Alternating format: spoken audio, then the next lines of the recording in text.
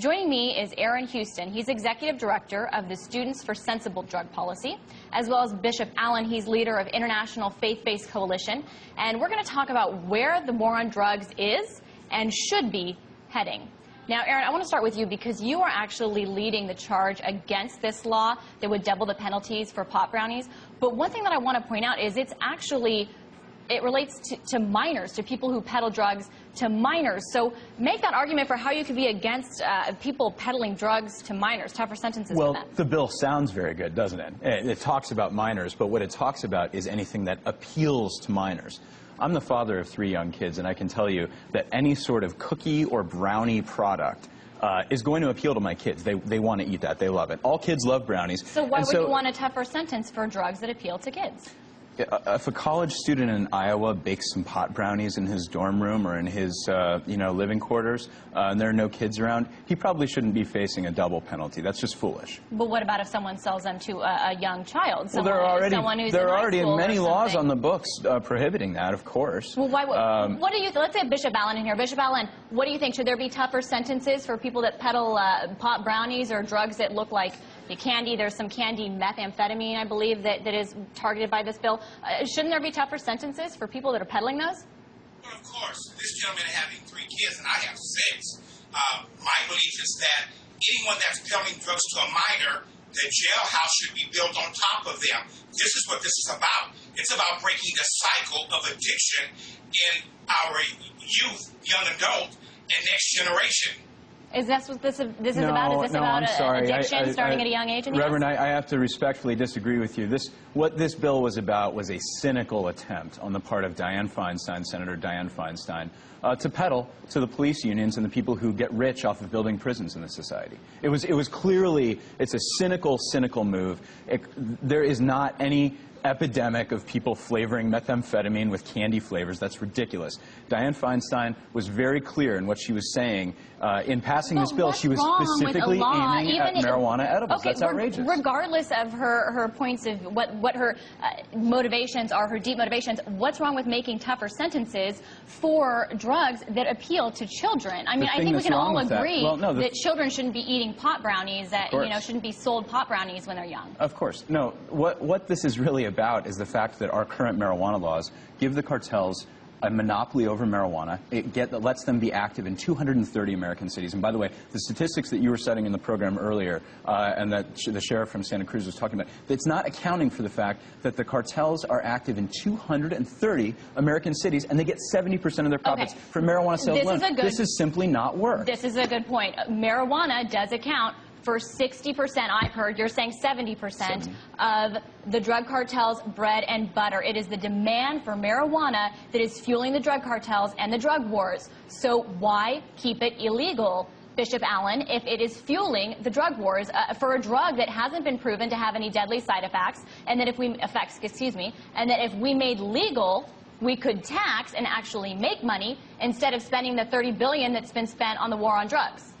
Well, blood money. First of all, we need to talk to the UK, who tried to legalize all drugs. And I want to assure you that marijuana does have an effect. It's called THC. And our youth are going into treatment from addiction of marijuana more than any other drug now in the state of California. And so what are we trying to say here? We're going to advocate to legalize drugs, and what we're saying is that if they're selling drugs to the youth, let's not have harsh penalties. Somebody help me to make sense out of that. We need to have a penalty that will put drug pushers and drug dealers deep under the jail cell, under the jail so deep that no one could find them when they sell drugs to our youth. But let's get away from youth.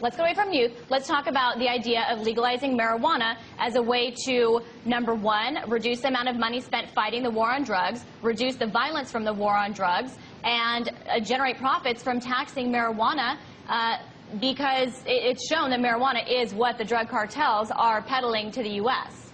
So let's ask Mexico, does that work? Mexico has legalized all drugs, and the drug cartels are still there. That's not true. It's the demand in the U.S. though that is fueling the drug cartels. I mean, 60% of their bread and butter is sending drugs to the U.S. marijuana. And Bishop, they did not legalize it. They simply decriminalized very small amounts, and nor has the UK ever tried to legalize all drugs. That simply has not happened. It has not happened.